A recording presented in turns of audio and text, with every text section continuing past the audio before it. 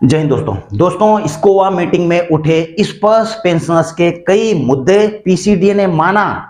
अब जल्द होगा समाधान। ये अलाउंसेज भी 25% बढ़ेगा। सीएजी, जी हाँ दोस्तों, सबसे पहले मैं आपको बताता हूं, यह लेटर आप देख रहे होते 3 अप्रैल 2024 का डीओपीपीडब्ल्यू ने जो है यह जारी किया है। और यह किस संदर्भ में है दोस्तों? जो मीटिंग हुई है स्कोवा की मीटिंग। जी हाँ दोस्तों, अब आप सोच रहे होंगे कि ये स्कोवा मीटिंग है क्या। बेसिकली मैं आपको बता दूं, जो स्कोवा मीटिंग का मतलब है standing committee of voluntary agencies. तो दोस्तों जो ये एजेंसी है इसका काम क्या है, मैं आपको छोटा सा हल्का परिचय दे देता हूं। यह एक कोऑर्डिनेटिंग एजेंसी है जो कि जो गवर्नमेंट के, सेंट्रल गवर्नमेंट के जो डिपार्टमेंट्स हैं, मिनिस्ट्री हैं, चाहे वो बैंक हो, चाहे वो पेंशन डिसबर्सिंग एजेंसी जो हो, ये सारी चीजें इनके बीच में, और जो पेंशनर्स एसोसिएशंस हैं, ताकि जो पेंशनर्स एसोसिएशन है पेंशनर्स की समस्याओं को डिपार्टमेंट के सामने रखे और डिपार्टमेंट जो है उनका हल करके या उस पर जो भी सॉल्यूशन देना है उस चीज को जो है यहाँ पर इस चीज के बीच बारे में जो है यहाँ पर डिस्कशन होता है और सॉल्यूशन होता है। ठीक है, तो यहाँ पर जो है यहाँ मीटिंग ऑर्गेनाइज की गई, जैसा कि मैंने आपको बता ही दिया है। हालांकि सेंट्रल गवर्नमेंट पेंशनर्स के कई सवाल उठाए गए यहाँ पर, लेकिन अभी मैं आपको बता रहा हूं जो स्पर्श में डिफेंस पेंशनर्स हैं उनके क्या मुद्दे उठे हैं। ठीक है ना, जो सेंट्रल गवर्नमेंट के जो पेंशनर्स हैं दोस्तों,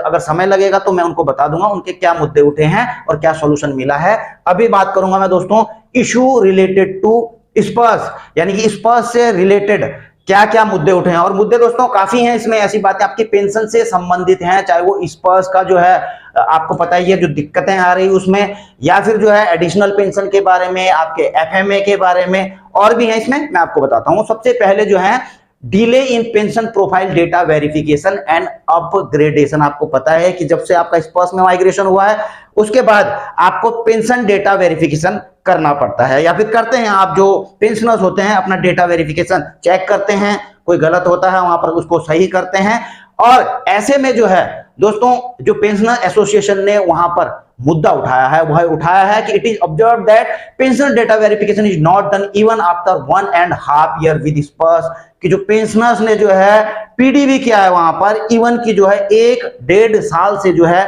वो पेंडिंग पड़ा हुआ स्पर्श में, उसका वेरिफिकेशन आगे से नहीं हो रहा है, तो इससे पेंशनर्स को दिक्कत आ रही है। तो in all matter the portal advise to contract your HO, change of name of HO and address is not done in Sparsh PPO in spite of several request, की जो है पेंशनर्स के द्वारा कई रिक्वेस्ट किए जाने के बाद जो है उनके स्पर्श के पीपीओ में ये चीजें अपडेट नहीं हो रही है, किसी ने वहां पर अपना एड्रेस चेंज कराया है, या फिर ऐसी चीजें जो है वहां पर अपडेट नहीं हो रही है उनके पीपीओ में। और दूसरा सवाल क्या किया गया कि non payment of additional pension even after completion of 80 year. आपको पता है कि जब पेंशनर्स की आयु 80 साल पूरी हो जाती है तो ऐसे में जो है उनको 20% जो है एडिशनल पेंशन मिलता है। लेकिन यहां पर यह कहा गया है कि PDA like bank and Sparsh are not paying additional 20% even after completion of 80 year. Suitable instruction may be please issued for compliance of this system, यानी कि बैंकों के द्वारा और स्पर्श के द्वारा इवन की जो है पेंशन की उम्र 80 साल से ज्यादा हो चुकी है फिर भी उनको जो है 20% एडिशनल पेंशन का लाभ नहीं दिया जा रहा है। तो इसका उन्होंने सवाल किया और हल भी इनसे जो है करने के लिए कहा गया है। तो ऐसे में जो है दोस्तों जो पीसीडीए के श्री श्याम देव जी हैं उन्होंने जो है इस पर जवाब देते हुए जो है लिखा है कि inform that the pensioner data verification being done when pensioner portal account is created and accordingly. अब इनका कहना है कि जो है हम आपको इन्फॉर्म करना चाहते हैं कि जब भी जो है स्पर्श में माइग्रेशन होता है तो उसके बाद जो है पेंशनर्स को लॉगिन पासवर्ड मिलता है और उनको जो है वहां पर जो है उनको पीडीवी करना पड़ता है। However pensioners are not being provided access, जबकि उनको जो है एचओ वगैरह का जो है इनका तो खैर उनको एक्सेस नहीं दिया जाता है, लेकिन अपना पर्सनल प्रोफाइल का उनको जो है एक्सेस दिया जाता है। तो ऐसे में दोस्तों इनका कहना है कि जब भी जो है पेंशनर्स के द्वारा वहां पर कुछ चीज जो है या पेंशन डेटा वेरिफिकेशन किया जाता है या कुछ चीजों में वहां पर बदलाव किया जाता है तो उसको जो है rectified by PCDA P offices. और यहां पर उन्होंने बताया है कि ऐसे में पेंशनर्स की तरफ से कोई भी इशू अगर स्पर्श में रिपोर्ट की जाती है तो जो है पीसीडीए का ऑफिस जो है पहले नोटिफाई करता है, किसको करता है, अप्रूव करवाता है पे अकाउंट ऑफिस से, एचओ से, और उसके बाद जो है उनका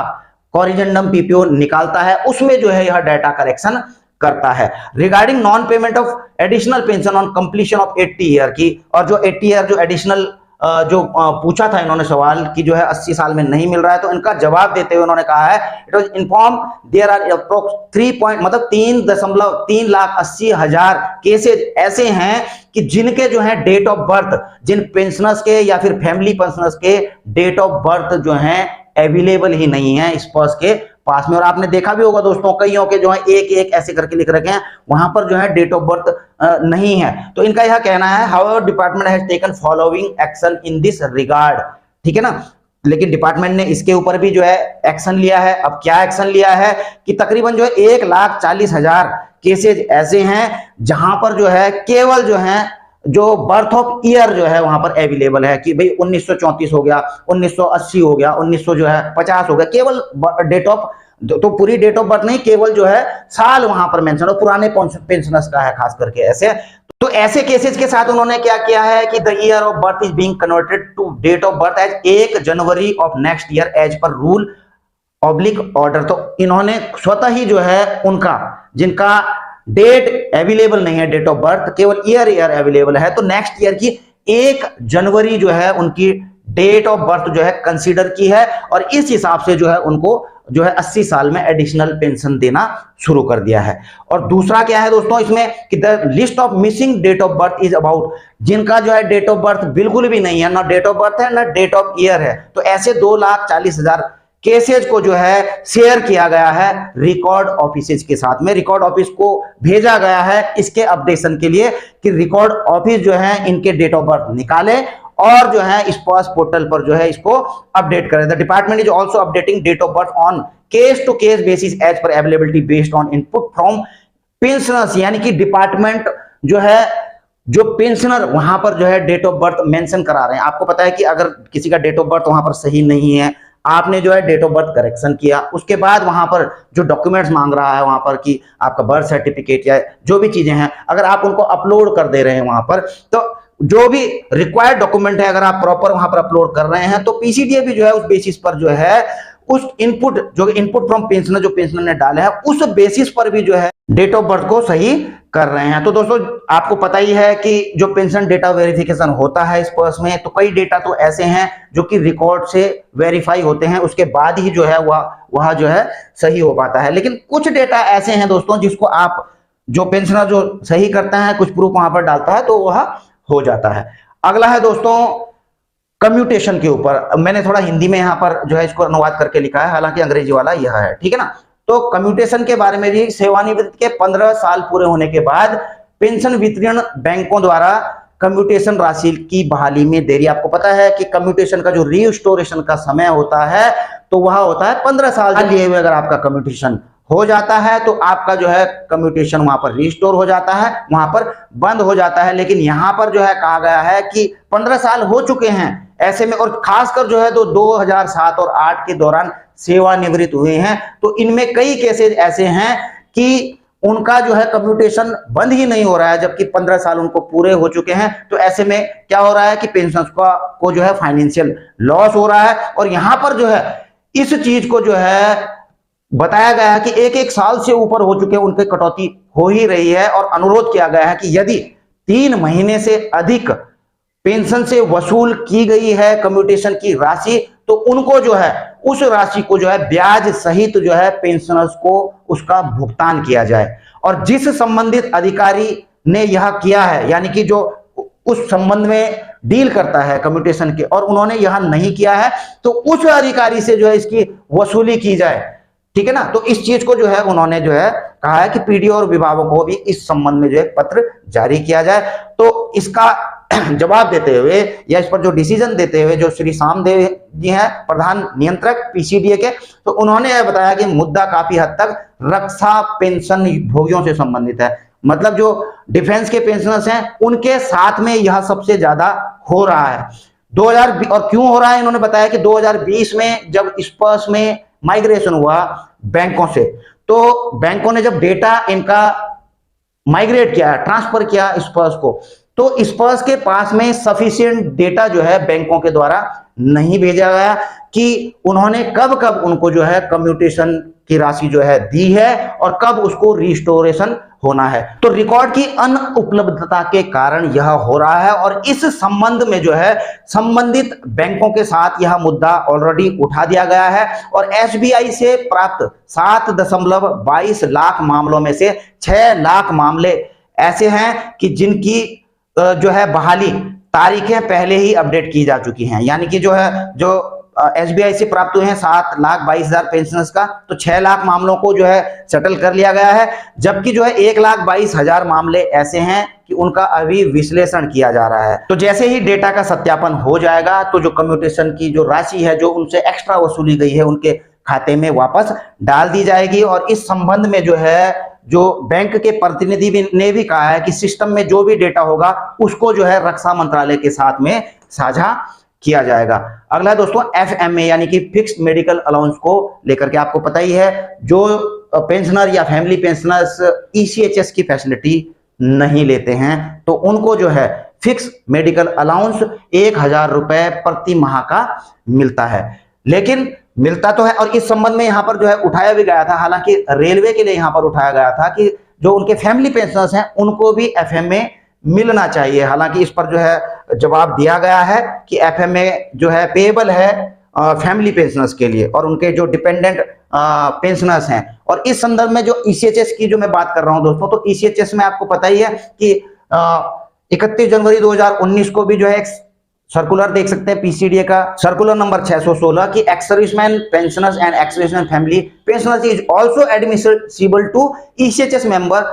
who are residing in district not covered by ECHS polyclinic armed forces hospital. मतलब जो इलाके जिन इलाकों में ईसीएचएस पॉलीक्लिनिक नहीं है, आर्म्ड फोर्सेज हॉस्पिटल नहीं है, एमआई रूम नहीं है, तो उस इलाके के जो एक्स सर्विसमैन पेंशनर्स हैं या फैमिली पेंशनर्स हैं तो उनको जो है एफएमए दिया जाएगा। ठीक है ना। अगली चीज इसमें क्या है आपको पता होना चाहिए दोस्तों, इसमें यह भी है कि 1 अप्रैल 2003 के बाद जो रिटायर आए हैं, 1 अप्रैल 2003 से पहले तो जो रिटायर आए हैं तो उनको तो एफएमए मिलेगा